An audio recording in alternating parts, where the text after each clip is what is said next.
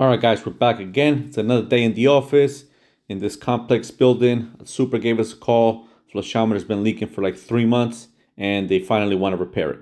So we get in here, we take that cap out and we shut the water off to flushometer.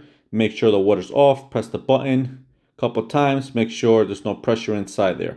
Once we determine the water's off, then you could grab your channel locks with no smooth teeth, smooth jaws, or I use this rigid offset flange, which are toothless, and it worked great for flushometers. You could tighten up every single nut on the flushometer when you're replacing it or fixing it like we are repairing it. So first thing is first, take that diaphragm cap out. Sometimes it's real tight. Guys, I'm trying to use one hand. Let's see how this goes.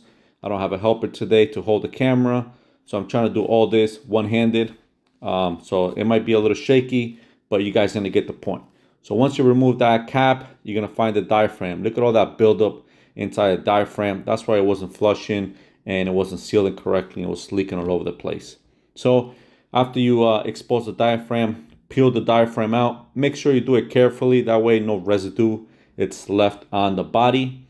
Because if you have residue left on the body, you gotta make sure it's nice and clean. Because if you put the new diaphragm on, it's not gonna seal correctly. That thing is just full of sediment and buildup in there.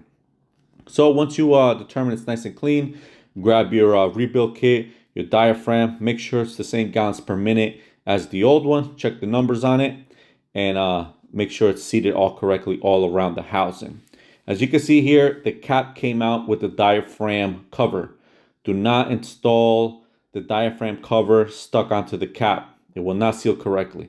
Pull out that cap, put the cap on top of the diaphragm, make sure it's sealed all around. Once it's sealed all around, then you can tighten up the cap. If you do it all together, you're gonna risk pinching that diaphragm and you will have a leak. All right, so tighten up that cap, hand tight, guys. You don't have to use the wrench, you don't have to do nothing. The gasket, let the gasket do the trick and the job. Hand tighten it, grab your flat screwdriver and turn the water back on. Nice and easy. That way you don't shock the diaphragm and just create a whole bunch of pressure buildup inside there.